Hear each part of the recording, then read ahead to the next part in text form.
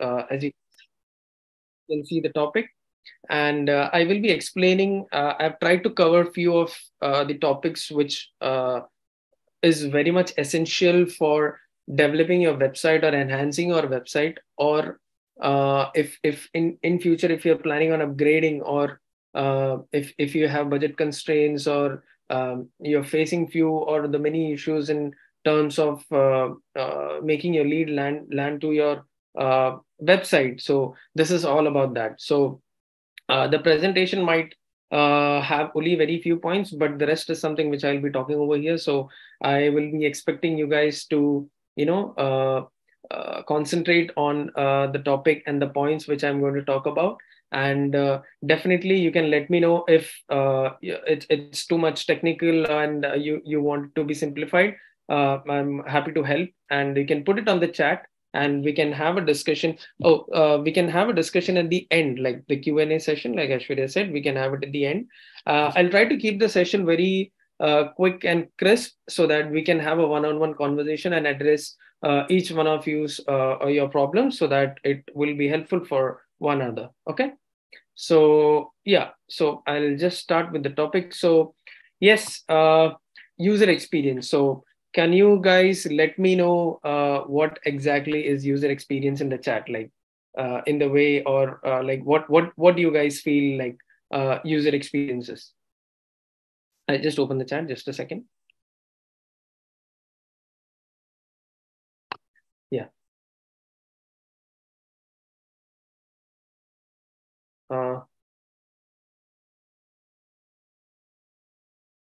Is my screen visible, guys? Amit, your screen is not visible. Oh, just a second. Sorry.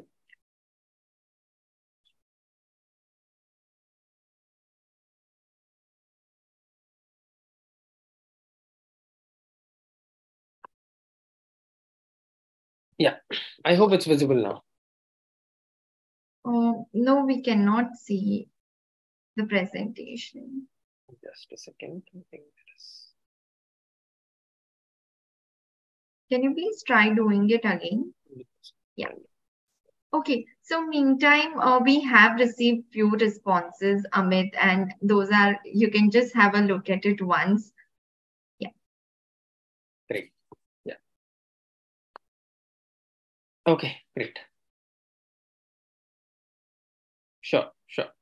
So, okay. So what I'll do is I'll just start with the topic, and then as we move on, then I can look and respond to the queries. Okay. So what is user experience exactly? So user experience is something which the user experiences by interacting with your product, your website, or your mobile app. So that is the simple definition of user experience. Okay. Now, it is obviously a very vast topic where we can get into more and more and more detail. But when it comes to a website or a product, there are many specific points or must to do things that has to be taken care of, which I'll be explaining it over here. So moving on to the next slide. What are we going to learn today? Okay, so here are the topics we'll be covering in this webinar, like a quick walkthrough. What is user experience? What is user interface design? Why UX and how is it beneficial for your website? Methods to enhance your website, importance of a landing page, why to keep your website responsive. And this is one of the important topic I'll be explaining at the end. Okay. Now, moving forward to what is user experience? Like I explained, it is a process to create products that provide meaningful and relevant experience. This is basically this is basically the experience when a user goes through your website or your product. Like I mentioned, I'll give you an example over here. So over the years, the user experience has been enhanced too much, or it has been made very convenient for the user, so that the number of clicks, I'll talk in technical words, so that the number of clicks which you do in the website is reduced.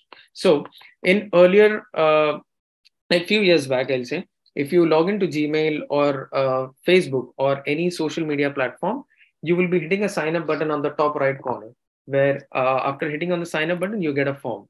You fill your name, your details, your birth year, your email ID, Then there is I think quite 5 to 10 fields which you will be filling, and then there are few verification steps which happens, and then the sign up process happens. Right now what is happening is you hit on the sign up button, there is a social media login link, there is a Google login, there is a Facebook login, and there is one more, or Twitter example, etc. So if you hit on Google Gmail login, it's just one click process. You hit on Gmail login, you're directly logged in, or you're directly signed up, all your data is fetched. So that's how the experience has been enhanced so far over the years. Right now nobody wants to sit and hit the password or remember the password or do something. Either it is replaced by giving them a amazing experience by one touch login, or by a OTP login which is received on everyone's smartphone nowadays. So this is basically user experience. Now I would like to explain what exactly is the difference between UX and UI. So UX is user experience, UI is user interface. The basic difference, as you can see in the screen, on the left side, UX is shown as a skeleton and UI is shown as a normal body. So we call it as front end and back end. So the UX is called as the back end and the UI is called as the front end. So because UX is something nobody can see, it can only be felt through. It's an experience which the user feels while using the application. While UI is something which we all see. So right now, this presentation which I've made, this image is something which you guys are seeing right now. This is the UI which I'm showing you guys, and the UX is the way I'm talking to you guys, the way you guys are feeling about what I'm talking about the topic. That is the simple uh, current example which I can give right now. So if I go in more deep, then if I have to bifurcate between user experience and user interface, then interaction design comes under UX, wireframes, and prototypes. Now, what is meant by wireframes? Now, wireframes are small sketches that is made while creating a website or a project or a product. Sorry. So these are small sketches which is made. It can be a hand sketch or it can be a system made sketch before making a high fidelity. So it is called as low fidelity. Then we move to high fidelity. High fidelity is the final design which you see on the screen before even getting developed, of how your landing page looks like or how your website looks like.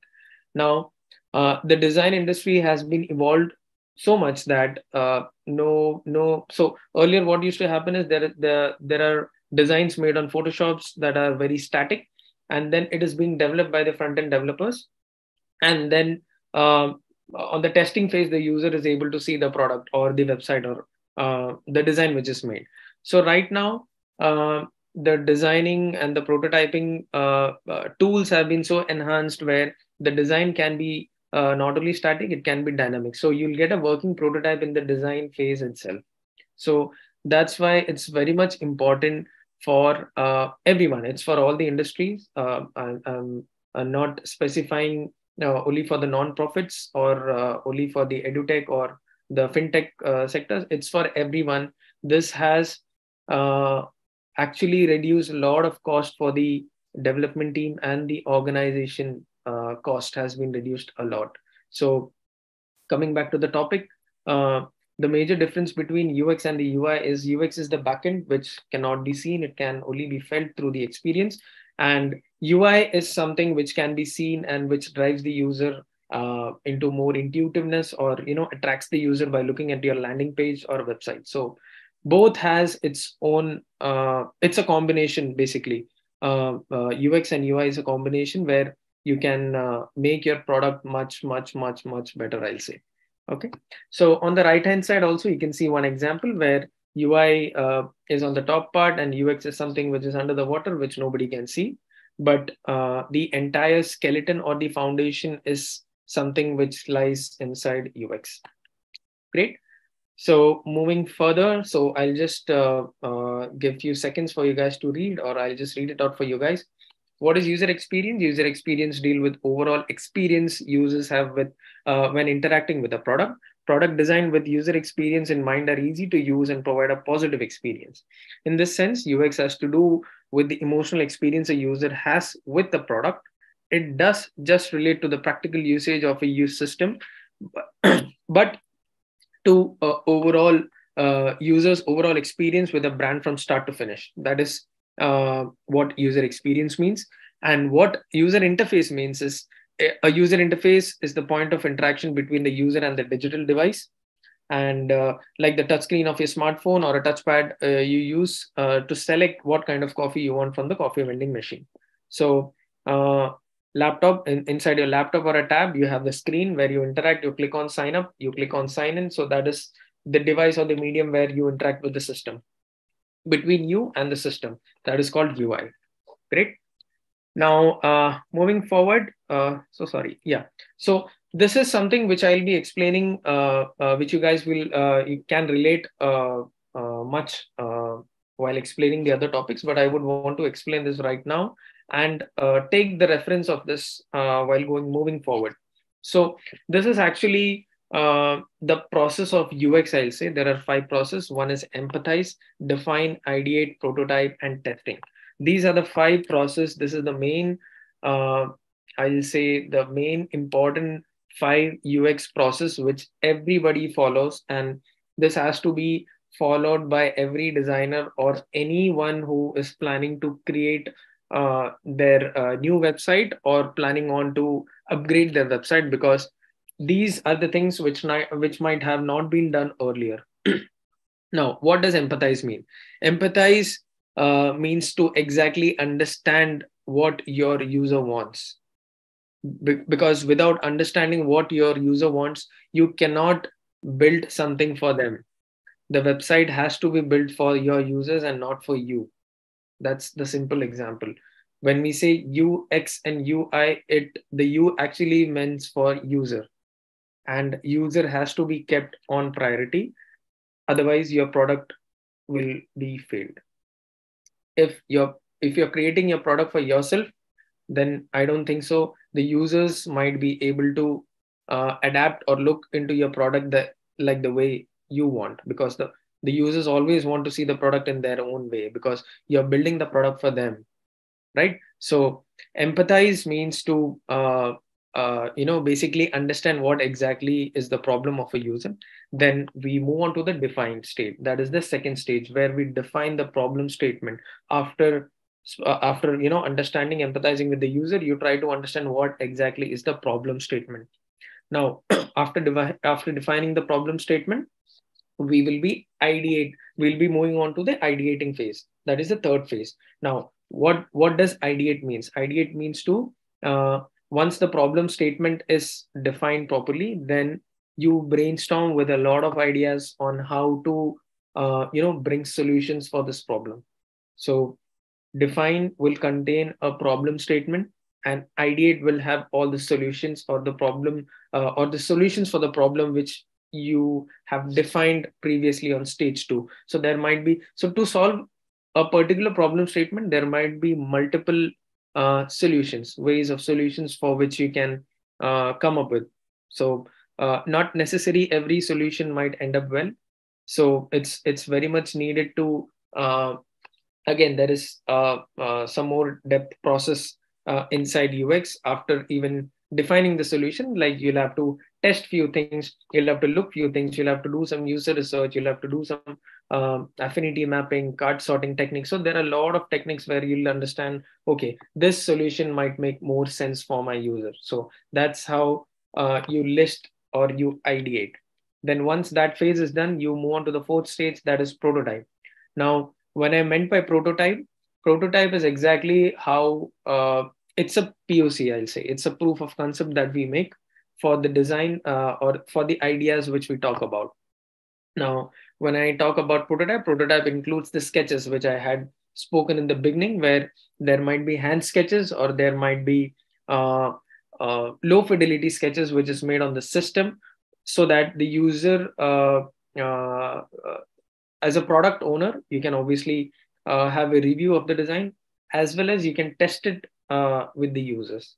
Before even launching your product, you can test it from the design phase itself and take feedbacks from multiple users. You can show it to your friends, you can show it to your stakeholders, you can show it to anyone falling into the category of a user, so that you get early knowledge of what exactly they want as a user and what exactly you have not put it into the design, which will eventually save your development cost. Because once you develop the product and then you try to do these changes, it is going to be way costly.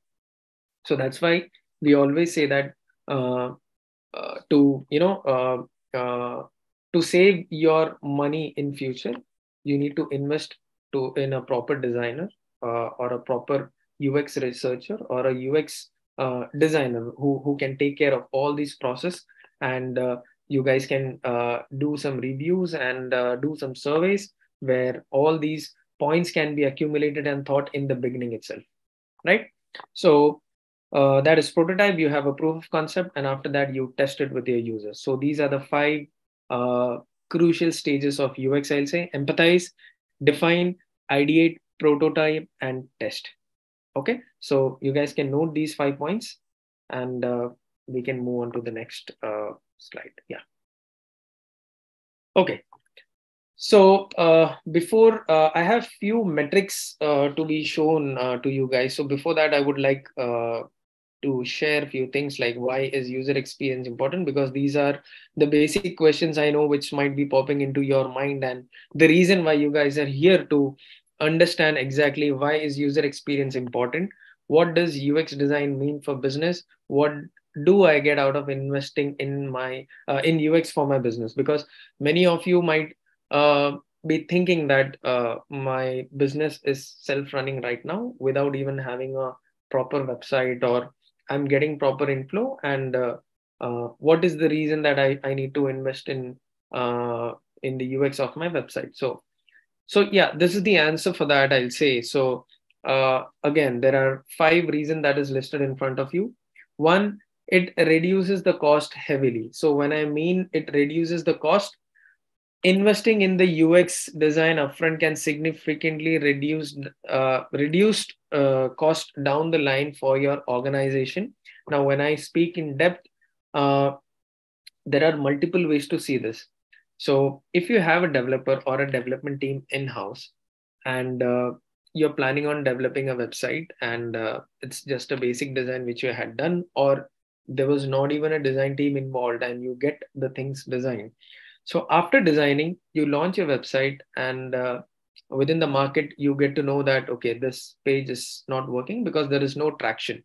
Because currently there are a lot of tools. Like I can say one of the tool is Hotjar, where it's one of the marketing tool where you can see the heat maps inside Hotjar if you integrate it with your website. So exactly it tells you where the user is landing, or where the user is spending more time inside your website, on which area and which part of the website.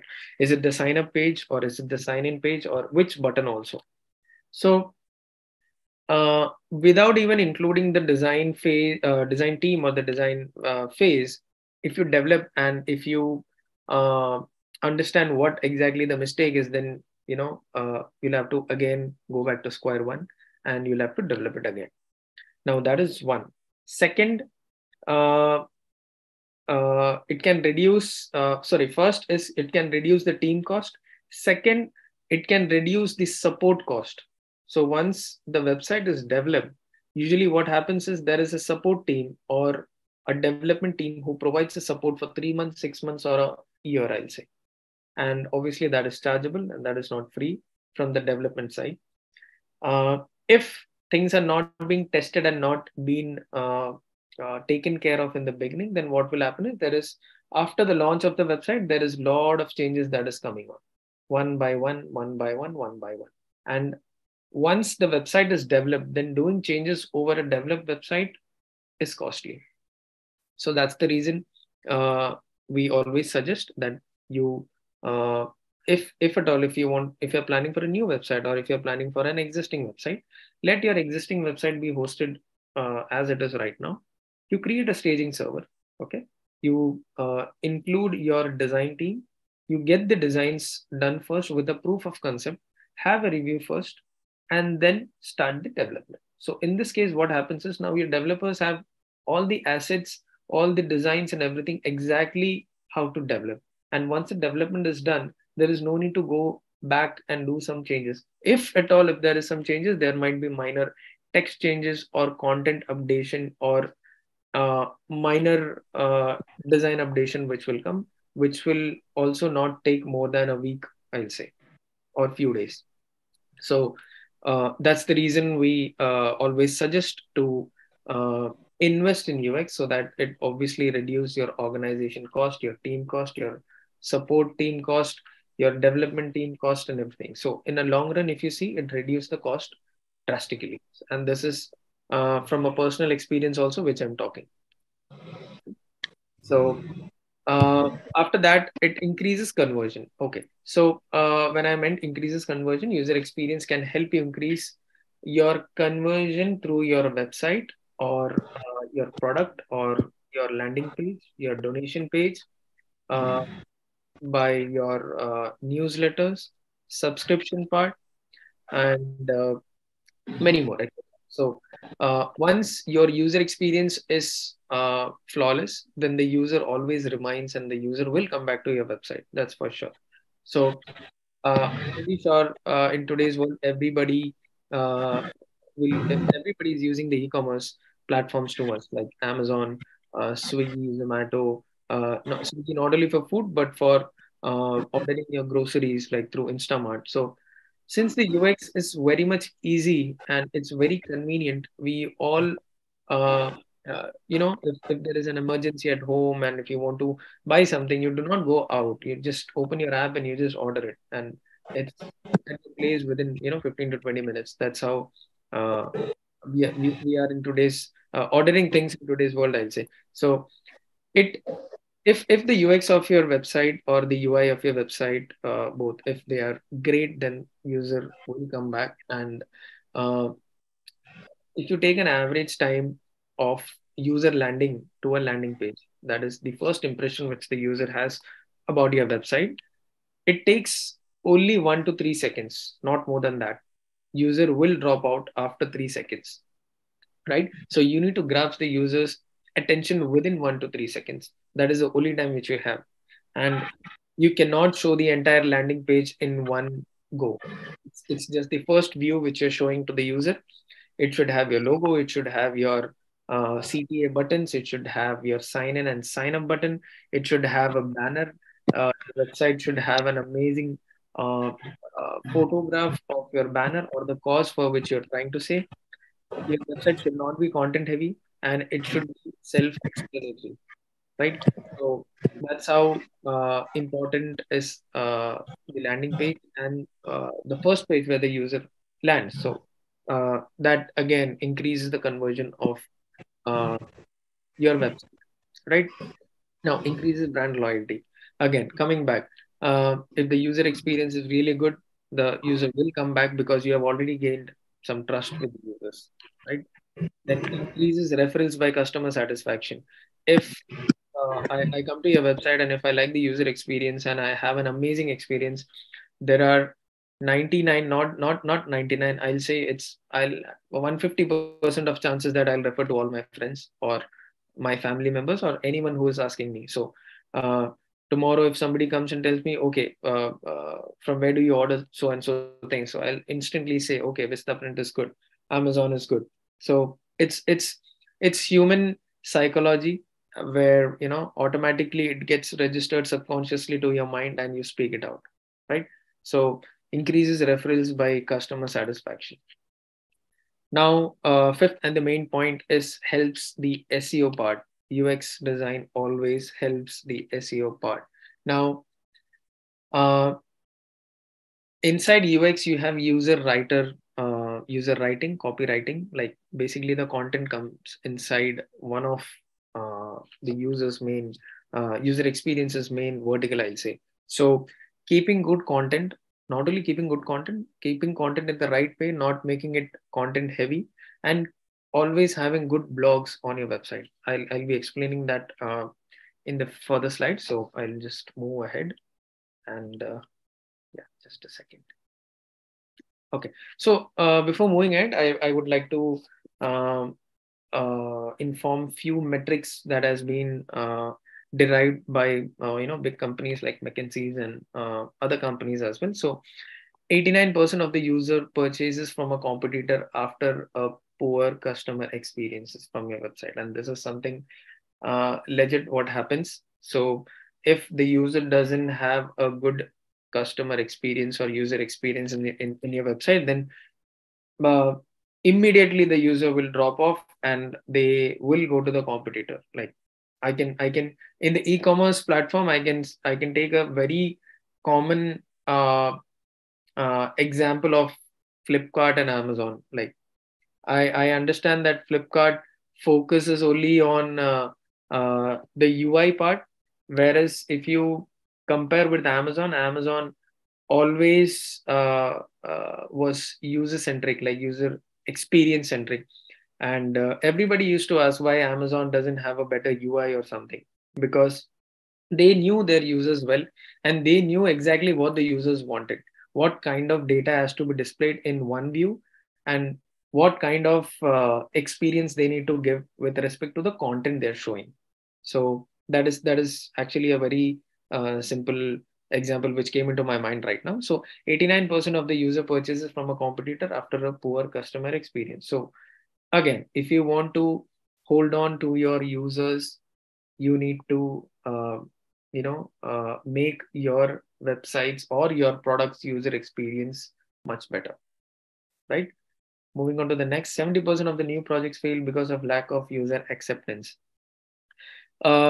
If initially the user experience or the UI UX of the product is not done, then uh, the product does tend to fail after the launch, because there were multiple things which were not thought initially from the user side. So this again rounds off to the conversation which I mentioned in the beginning, where you're not building the product for yourself, you're building the product for the user. So you need to think from the user's shoe. You need to put yourself inside the user's shoe and think about what exactly they're going to think, and that the designers do, right? So 70% of the new projects fail because of lack of user acceptance. Moving forward, investing in good UX design can reduce development time by up to 55%. Okay. So thus engaging UX designer on a project reduces cost and shorten the overall development cycle. So again, if you have a design team working on your designs, then I'm pretty sure the designers will take care of all the design assets, the images, the contents, in synergy with the content team and the marketing team. The developer only has to everything, including the developer document, is submitted to the developer, and the developer only needs to just develop the website and everything will be sorted, I'll say, right? 80% of post-launch fixes in digital products impact the user experience. Yes, because if the user experience is not planned priorly, and if it's not done properly through a user flow or user chart, then once the product is built, hampering any kind of flow or any sort of pages to the product or the website you have done will hamper the customer experience. Moving on, investing in good UX design reduces support cost up to 90%. Again, this rounds again to what I said earlier. Investing in good UX design reduces support cost up to 90%, because uh, if the product is built step by step by the process, by the design process and the development process, then I don't think so there is much of a support needed for your product. It is just 10% of something which will go for minor fixes of content, which again you can do it from the backend, because nowadays all of the websites are content management system like CMS. So again, you can save a lot of money, up to 90%, um, by on the support, right? Good UX design improves key performance indicators, KPIs, up to 83%. Yes, yes. Um, you can plan things accordingly, according to your organization's plan or yearly plan or quarterly plan. UX always uh, improves the KPIs. Okay, so this will increase gradually by conversion of your leads and the leads landing onto your page, right? So thus UX design helps companies to achieve their goals they have set for themselves more consistently. These improved KPIs represent all the value that UX design had added through design development, even post-launch. Right? Moving forward, so I know many of them might be looking to enhance your organization's website UX, whether you are looking to build a new website from scratch or improve the website you already have. So these were the few points which I had mentioned with respect to the user experience part. And now I'll be mentioning some more points which will be more crucial, I'll say. Okay. So moving forward, uh, design should concentrate on the user experience. Okay. Websites are scanned and not read. Okay. Design should concentrate on user experience. The any kind of design that you're making has to totally focus on uh, how the user might feel. So I'll give you a small example over here. So there are common, this is a common thing between the designers where a few of the clients or the designers want to experiment a lot on how the design might look even much better. So in that scenario, what happens is keeping the user psychology in mind.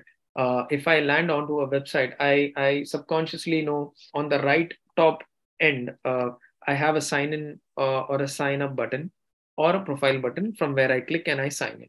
Correct. So now if you plan on to change that position to left side or somewhere else, then uh, you are hampering the user experience, I'll say. So design should concentrate on user experience always. Keep the obvious things which the user might feel, which is very much common throughout the product there itself. Okay. Websites are scanned, not read.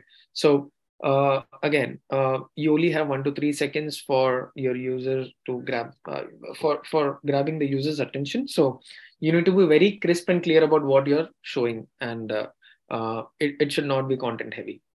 User wants clarity and simplicity. The website needs to be very simple and clean, where you should not play with a lot of colors, and use subtle colors. And for which sector you're working for is very much important. For if you're working for children's NGO or old age NGOs, or if even if it's a mix of something, so just keep it very simple and clear so that the user exactly knows for what he is here, and he exactly knows what kind of CTA he can see. So if you crowd the website, there are many websites or instances where the CTAs are not seen properly also. Great. Now, common design elements versus creativity. And the meaning for this point is uh, there are very common design elements. Like I said, one is sign in. Second is the CTA button. Left side, on the left top, you have the logo. Then on the top, you have your navigation bar or menu bar, which is very much common and in throughout all the websites, and everybody knows how to navigate through those. Now, if you change the navigation, the way the navigation looks like, or um, uh, there are social media links on the footer. If you change it from there and if you keep it somewhere inside, then the user doesn't know that. So to increase the brand presence and to stand out to the market, and to have common things which the user subconsciously know, the common design element should be present, and the experiment can be done, or the creativity can be done on some other parts or with the content, I'll say. Then knowing your users, you exactly need to know who your users are and what they need. Sixth is visual hierarchy. Now, what I mean by visual hierarchy is what exactly you see, like the UI part of the website. Okay, so there needs to be proper hierarchy. Like there is a banner at the start, then there is a KPI indicators, then you have your verticals mentioned, then you have few CTAs, then you have your form, you have your subscribe button, you have your newsletters, you have a proper footer, and you have especially in the non-profit industry, you need to have a donate button which is floating, or uh, which is on the top menu bar, or somewhere around the website, or mid part of the page, which is floating throughout, so that the user can easily navigate and know what exactly he wants. Then the seventh and the crucial part is the user experience quality. Now, the user experience quality, I have broken it down into few points which I'll just navigate exactly. Yeah. So this is the diagram where I'll just quickly read the points. Useful, usable, desirable, findable, accessible, credible, valuable. Now, quickly I'll explain what useful is. Content should be very much useful and it should be relatable. Usable, site must be very easy to find. The user should find it very much usable, and not, they should not have any hesitation in finding what they want, or they should not find it very difficult to use their website. It needs to be very, very flawless. Desirable, design elements bring about emotions and appreciation, so the your website needs to be desirable.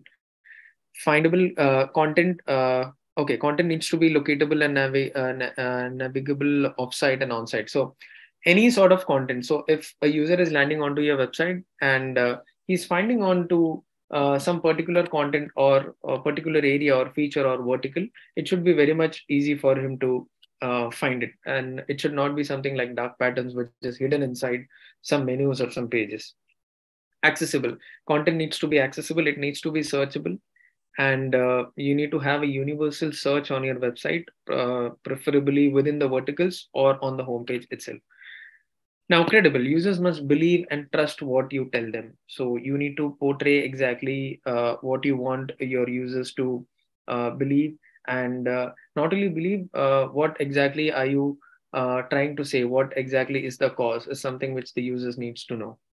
Then valuable, the user must be must feel valuable, and they should trust exactly what you're saying. So you need to have you need to mention a lot of credible things like social media links, your social media page, your YouTube page, where they can go and check the videos, and any certificates if yes, then photographs, good photographs is something which you can put onto your website. Okay. Now, the key fundamentals for creating a non-profit website that works harder than a brochure. Okay. So these are the 5 basic must-have for non-profit websites, and one is the landing page. Okay, first one is the landing page, being uh, the most important. I'll say one of the most important. The landing page, as I said, is the first page where your user lands. Now, it depends on website to website or product to product. The marketing team might come up with multiple landing pages. One is your main website. Second, third, or you might have 2, 3 landing pages according to whatever ad campaigns you're performing. So one can be for Instagram, one can be for Facebook, and one can be for any other platform which you're using. So the landing page can be same. The landing page exactly should have a proper structure where the basic obvious things are being mentioned. There is a proper menu bar, there is a proper search bar, there is sign in and sign up button, there is logos, there is proper images representing the costs of what you're trying to explain. Then KPI indicators, newsletters, subscribe button, donate button. That is something which is very important. And last but not the least, I'll say the social media links, which has to be there on the footer or on the top of your website. I'll be showing few screenshots where you guys will be able to relate. Okay. Then the second is streamlined donation page for not for profit. Obviously, this is one of the important page where uh, there will be a donate page where everybody will be redirected to. But please do make sure that inside this page there is only relevant content mentioned. What exactly the cost is and what kind of amount they can enter, or if there is any specific amount that has to be mentioned. Please make sure that there is no links or extra links which is taken away from this page. So the donation page needs to be very crisp and clear, not too crowded, but with all the credibility of your page, where the user, if the user lands on this, to this page, then they feel trusted by the kind of things you show over here in terms of content, in terms of social media links and everything. And do make sure that the donation page is not a pop-up and it's a single page which you make, because many websites do keep it as a pop-up, which eventually doesn't work in favor because because of some technical reasons. For many systems, the pop-up doesn't show up, or if somebody with uh, visual impairment is using a screen reader or something, so that pop-up is something which won't be readable by the screen reader. So this is also one uh, major input which I wanted to say, that do not keep any pop-ups for donation page. Keep a very simple and crisp small page where has a lot of breathable area like white space with all the contents. Third is social media links. As I said in the footer, make sure that the brand presence is there everywhere. Then fourth is responsive design. Please make sure that all the new websites which you make is responsive. When I mean responsive, it can be opened on your tab on your mobile phones, because Google search algorithm is such a way that if somebody is searching from their mobile phone, uh, if all of your pages from the website is responsive, then your search ranking comes up. So this is one of the important point. Like responsive design is something which you'll have to work on. Like this again, the designers will take care of it, comes under the designing team itself. Okay. Then team details and financial transparency, where you can mention your team details. This is to gain the trust of the users. Like many of the users might have this thought process of where my money is exactly going, what exactly this organization is doing, and they would want to know exactly what is happening behind. So mentioning the team details, the individuals behind your organization who is working passionately, and the financial transparency is something which you can keep as much as possible on the website so that the users have the trust. Okay. Moving forward, this is a basic skeleton of how a landing page should look like. Not necessary this might work for everyone, because landing pages differs from product to product. So this is just a skeleton of what I said. Like there is a logo, there is navigation link. You can become a member, buy tickets, search, sign in and sign up can come on the right. Then there can be KPIs, there can be verticals of what exactly the product is doing. Then there can be a banner of impact section, and so and so. There can be footer, there can be newsletter. So this is just a screenshot of how this is basically a sketch, right? Now, moving forward, I have a few more websites. So this is Smile Foundation.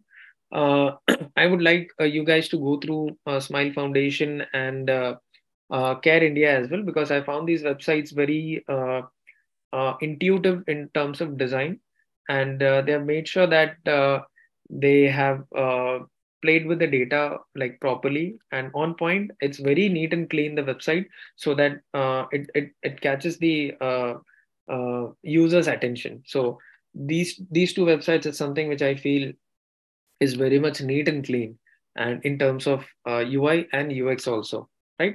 So we can just go through these websites and take some inspiration from these. And when I meant by inspiration, the designers always should take inspiration and try to overcome the problem statement which you have, because not necessarily everyone would have the same problem statement, and you no need to copy basically.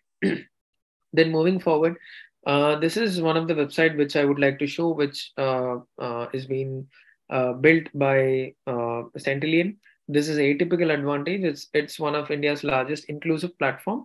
This is built by me and my team, and I would like you guys to have a look on how the website is being segregated, like the visual hierarchy and the UX of this website. So as you can see, we have mentioned the social media link on the footer also, but there is a small section above the header where the social media links and the blogs, presses, and all the important points have been mentioned as a second menu, I'll say, because if we had to mention all these inside the first menu, it would have been very lengthy, and there might have been drop downs, which we do not want. And we want the user to have a look at this in the first glance, like when they land on the website. So this is also something which I would want you guys to have a look at. So this is again into the social sector, where we are creating livelihood for the disabled, especially able people. Like this website, Atypical caters to more than 20 to 30 types of disability. right? So yeah, moving forward. Yeah, importance of blogs, CTAs inside a blog to increase conversion and improve the SEO performance. So I'll just quickly go through each points, because blogs is something which everybody tend to do it on a later stage, but make sure that blog is something which will increase the SEO performance of your website, and uh, this will eventually lead to leads landing onto your page. So yeah, so the first is placing the CTA strategically. So make sure that you, so in this design, in this screenshot, I'm not, I do not want you guys to look at the give now CTA. The main agenda for the screenshot was to look onto the donate or CTA on the right side of the page. So this is a floating icon, which I said. So they have kept the menu bar and the footer very neat and clean, and even the website very neat and clean by giving subtle colors. So what happens is when you scroll through the entire page, the donate CTA is constant over there on a gray color, and the heart color is in red, and the background is in white or the image, so that in any sort of background, the button is visible to the user, and there is no way that the user can miss this button, because the main agenda of this page is for donate, right? So placing your CTA strategically. Second, using white spaces. So inside your blogs or inside your website, wherever you feel that this page is going to be content heavy, no matter what, if the scroll increases, but keep uh, ample amount of white space where the content is readable. Okay. And when I say the content is readable, it has to be in a proper font which is readable as well, and you are putting your content correctly by highlighting the headline and everything, right? Now one more factor which I wanted to explain over here is in the blog section, it will be very great that if you could inculcate the accessibility feature onto your website, where any person having some visual impairment issue or any sort of disability in terms of eye, like vision, they can just play the blog, it will read for them, right? So this is also one good feature which can enhance your experience. Third point is contrast. Make sure that the CTA button is not exactly like your brand color. Keep it different, because it has to contrast with the website color, so that uh, people know that there is a CTA button exactly. So keep the color different. Moving forward, size up the CTA. So in any sort of blog, if you see, so this is a blog which is taken in the tab, and if you feel that the CTA button has to be bigger and not on inside a corner with a small uh, donate button, or share button or something, keep your CTAs not exorbitantly high, but uh, uh, by giving a proper height and width, which I think the designers understand, because there is some aesthetical ratio for this. So make sure that the CTAs are not too small and it is visible to your users. So this is an example of CTA. So this is pill versus square buttons, I'll say. Now, the CTAs having rounded corners are called pills, because like it's in the pill shape, and the normal square buttons is something which you can see over here. So these are the two types of buttons which are seen. And one thing which I wanted to mention over here is, if you're using one type of CTA, make sure that it is consistent throughout the website, and not two of your pages have rounded corners, and few of your pages have rectangular corners. So just make sure it is big enough, which is visible, and it is consistent throughout. Great. Moving forward, how frequently does the website data needs to be updated, and how to plan updation phase? So again, this is a very vast and crucial topic, but again, this depends on how it depends on product to product. Okay.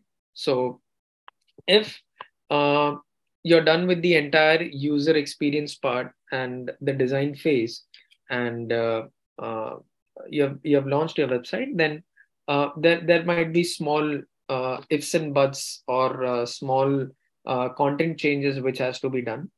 uh, Apart from that, every website data has to be checked with in terms of competitors or in terms of updation based on the feedback from your users after launching. So it can be done quarterly, I'll say, or 6 months. So the data, it depends on brand to brand, it depends on product to product. So uh, again, you need to do a competitive analysis for the same. And if necessary, uh, you should not wait for even a quarter. Like if it's very much important, you should not wait for even a quarter and get the content updated regularly. So here comes a point where most of the website built in the current age is with CMS. If it's built with WordPress or if it's built with Shopify, or many of the websites which we are working with the NGOs are customized websites. So if you see an atypical advantage which I showed a while ago, the entire website is built in a platform where uh, it has a CMS control by the team. So any sort of blogs, any sort of content on the homepage, any headers, any images can be updated from the backend itself, so that there is no correlation or dependency on the developer or the development team or the support team, eventually reducing your cost. Okay, so yeah, I think I'm pretty much done with the basic fundamentals and what exactly I wanted to explain. So right now, I think I'm ready for questions. So yeah, Aishwarya, handing over to you. Can you let me? Okay, amazing. Thank you so much, Amit. I feel during the session there were many like small pointers which everybody have heard, and I personally felt that those are very important points which we all were like missing out on. So Okay. thank you so much for putting in so much time and efforts in briefing us on this. It was quite insightful. Okay. Coming to the questions, I would like to keep it open for the participants. If you have any question, please raise your hand and we can like take those questions up right now. Okay. Okay, Satish, you can go ahead. Yeah, am I audible? Yeah, yeah. Hi, Yes, Sat. yes. Yeah, thank you, Amit, for a wonderful session. Thank you so much. Just want to know that if we are, preparing any website, so what are the features or what are the data we need to ask from developer in terms of architect or other thing? Suppose we are a non-technical person, Got it. and if second question is that if we are asking for donation, right? So what are the recommendation for from your side to we should get a trust from the user? Like there could be chances of person as donating but is money diverting or hacking kind of thing. So I Correct, yeah, correct. this is what. Correct. So, answering to both of your questions. So, one is, I think you're talking about not having much of a technical expertise, right? So, uh, before even talking to the development team, I think first, obviously, after getting done with the design of your website, then you can actually you'll have multiple options in terms of development. Okay, so there are tech stacks where you can finalize. So there will be three options, I'll say. Okay, one, for example, you can develop your website in WordPress. One is in Shopify. That will be very much easy. We have Wix, or we have customized website, which I talked about right now. It can be in PHP, it can be in Node. So uh, what exactly you need to understand is, first is your budget. Okay, and second, uh, you need to consider not only development but the design also inside this budget. So if the developer whom you are approaching already has a design team, then it will be very much helpful, because there needs to be a higher synergy between the developer and the designer. If that synergy is not proper, then the handover, basically there is a handover between the designer to the development team. So we do have a lot of tools right now, but again there is uh, I'm pretty sure there is physical communication that happens between the team, and the thought process which the designer exactly had put into while designing has to be transferred to the developer also, so that it is developed in a proper manner. This is apart from the tech stack which I'm talking about. Okay. Now, Yeah. yeah. And coming to your second question, this is with respect to the donation part, right? Are you talking about the payment integration part? Yes. If we are putting in a donate option or donate tab, Yeah. like for example, user pay, right? What are the other ideas, or what you recommend it to So any? first of all, to gain the trust of the user, like obviously they might be paying as low as 1,000 rupees, as that can increase up to a lakh or more than that also. So first, what you need to do is you need to do the payment integration in such a way that you're not taking them outside your website. Okay. As soon as they are bounced outside your website, the trust fails over there. Okay. So that's why there are a lot of payment gateways, that is Paytm and Razorpay. Okay, these are the two dominant in the market. You have many others also. Stripe, those are international. I'm talking about the Indian market.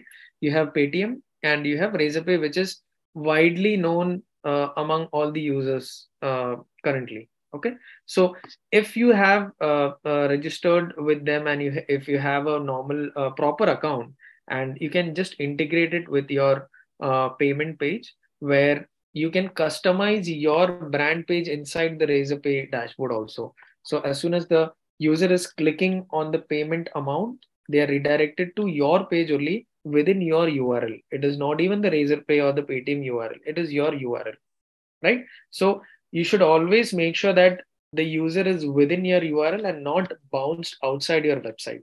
That is very much important in terms of payment. Okay. Yeah, thank you. And one more question, sorry. Sure. Yeah. Suppose we are preparing any website, right? Yeah. What are the idea we should keep in mind while keeping a portal name? Like we are confusing, right? Always portal name, yeah. So first of all, I'll say if you have 5 to 10 options, then first thing is you need to go and block the domain. If you have the domain, then uh, if you have the domain already blocked, because it's very, very, very hard right now to get a proper domain, especially for the not-for-profit segment. I think you guys need .org, and so you need to block the domain first with a proper meaning, conveying it to the user, like exactly what exactly you guys are doing. So once that is locked, then I think the design can start after that and not before that. You need a logo and you need a name with the domain. These are the three things which you can keep it as a priority first. Got it. Okay. And as per you, like, do we need to, because if we go to any net banking login or anyone login, right, we get the terms and condition, right? Yeah. So those terms and condition on basis of what? Like, suppose in typical example of typical advantage, like, You need to get in touch with a, CA, I'll say, or some concerned person with respect to legalities. So they will be okay, giving you terms and condition, not only terms and condition, but the privacy policy and everything, which needs to be inculcated into your footer of your website. okay, These that are need to sign between developer and the person, the far end participant, right? yeah. So this can Okay, be within you and the person also. You can just hand it over to the developer. They'll just put it for you. okay. Thank you so much for your time. Thank you so much, Satish. Okay, amazing. So let's move ahead with the next question. I think John has one more question. John, you can ask the question. Yeah, hi Amit, hi Aishwarya. Hi, John. I'm John from Sampark NGO from Bangalore. Okay. Hi, It was hi. very nice hearing from you, Amit. We got good knowledge. Thank you so much. Since, as you told, we have a separate team for maintaining this website for Sampark, Okay. and whatever the budget and everything was there, Okay. but 3 months back, our website was down. Okay. Suddenly, we came to know that it was hacked and everything was lost, data, everything. Okay. And we started rebuilding it again. Still, the work is going on. Since after having all this AWS backup and separate team for this So, website John, designing and promotion, everything. But okay. since the thing is done, so any tips to how to safeguard this type of things, like? So, there are few multiple security which obviously you can keep. So John, I would like to understand that was the team like in-house development team or was it being outsourced to some third? It's outsourced team. Okay, it was an Yeah, outsourced team. yeah. So when you're talking about the AWS server, so was it something which was under you or it was under them? No, we purchased it and they were maintaining it, and still they are there. They are working on the rebuilding on all those things. I understood. I understood. So Yeah. there are few things as a business owner which you need to keep in mind. Like if you have an in-house development team or if you have a third-party development team also. So right now all the servers, like if it's Cloudflare or DigitalOcean or AWS, AWS is very much prominent in Indian market, I'll say right now, and cost wise also it's very efficient. So from the security purposes there are a lot of login restrictions which you can keep. Okay, now as a business owner I understand that you might not have that technical knowledge, but the basic thing which you can keep is keep the access only to you. Okay, where you can at least make sure that you have a 2FA login and you have some roles and permission assigned to your developer, right? Now, Okay. by doing this, what happens is every time the developer logs in or anybody tries to access, you have an intimation from your end. Second thing, tomorrow you can just call your developer and ask, like, there are many multiple settings inside AWS servers, right? So, if I talk in technical language, there are multiple ports open, right? So, keeping this multiple ports open makes your website vulnerable for hacking. So you need to close all these multiple ports and redirect it only to some particular IPs to where you need to redirect. So this is just one question which you can ask your developer, which he might have missed because of which Okay. this hacking might have happened. And one more thing is, uh, being in this sector, you guys are everyone, like even me, like with Atypical and other products also, we are dealing with a lot of data which should not be public in the server. It should be private. So it is very much easy for the hackers or anyone to hit. Someone having a very technical knowledge can just hit some URL and he gets all of the data and have access to the database basically. So I think in your case also the database might be or the data might be available or it might be public for which it got hacked and they can take the website down. Yeah, we keep our 3 years of reports, annual reports, Okay. and financial statements. So Okay. whenever the corporate donors they want to have a look, it is visible with the website itself. Okay. So and the donate button also operates from the same website. Correct. So right now, I think you need to just make sure all the precautions are taken. Like just make sure that all the logins and everything is within you, and they can have a 2FA access where whenever needed you can just give them a code where they can log in and do things. And special backups are done, and there is a lot of mechanism inside AWS where you can set alarms for any activities which happens which directly get alerts to your email or mobile. So yes, since we are not so technically equipped this time, so everything was given to them only. I understood. So then it has become a big burden for us because we will be approaching the corporate say every now and there, and they are looking and someone are like reporting that your website is down, that all those things. So that is also a matter of reputation to the organization, right? Yes, definitely. Yeah. So these are 2-3 points which you can make sure that you discuss with your developer and make sure that few intimations and notification comes to you so that even you are aware. So right now, if my company's website is down, I instantly get a ping on my email that my website was down for 2 seconds. I even get that ping time or downtime. So these are all done by the development team, like if they have the knowledge, or you can just ask them upfrontly to do things so that you are being notified for each and every action happening to your website, and that is very important being a business owner. Yeah, thank you so much, Amit, for this information. Thank you.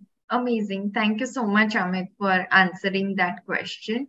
I would just like to add something here. Like since you mentioned, John, that you don't have like technical expertise and you require somebody who can like, look into the website communication, I think you can have a volunteer probably who can work for your organization free of cost and who have developed website in past. So we do have like website management volunteers who just looks into the technicalities of like the communication between the NGO and the developer. So that can surely help you out in like such situations. Yeah, thank you so much, Aishwarya. Definitely will contact you in this regard. Absolutely. Looking forward to supporting you. Yeah. Okay, so we still have like few more questions, but we have time constraint as well. So we would like to close it here, but I am sharing a message and a feedback form. If you have any question, we know we had limited time to answer the questions, but in case you have any specific question which you would like us to ask Mr. Amit, please include it in the feedback form, and within a week we will get back to you with the answers. In case if we have answered your query but you are still looking for like more detailed response, then please include that as well in the feedback. Also, this will help us plan our future webinars, and this can also curate like engagement with the expert speakers. So you may not get all the answers during the webinar, but we try and resolve it post the webinar as well. But yeah, thank you so much, Amit, for coming and sharing wonderful insights on website. And I think today it was like a learning session for me as well, because I've never worked on a website, but those are like few important notes which like, helped me to understand like how to deal with like website designing and website designing issues. So thank you so much for that. Thank you so much, all the participants, for coming. With your support, we were able to get great speakers. So thank you so much for all your kind support. And thank you so much, Amit. We look forward to seeing all the participants in future webinars. Thank you. Thank you so much, everyone. And I would like to just add a closing note where I could see a lot of questions which were unanswered, like Aishwarya said. So you can definitely contact Aishwarya and take my email ID also if needed, and you guys can approach me directly. I would be very happy, really happy to help you guys on one-on-one email as well. Okay, so yeah. That is amazing. Thank you so much. That was a very sweet gesture. Thank you so much, Amit, and thank you so much, all the participants. If you have any queries, you can get in touch with me on my email address, which I'm putting it here, or you can connect me directly on call as well, depending on the query. Yeah, I've put down my email address. In case of any queries, please do get in touch with us. Yeah, thank you so much. Take care and hope you all have a great evening. Same to you. Bye. Take care.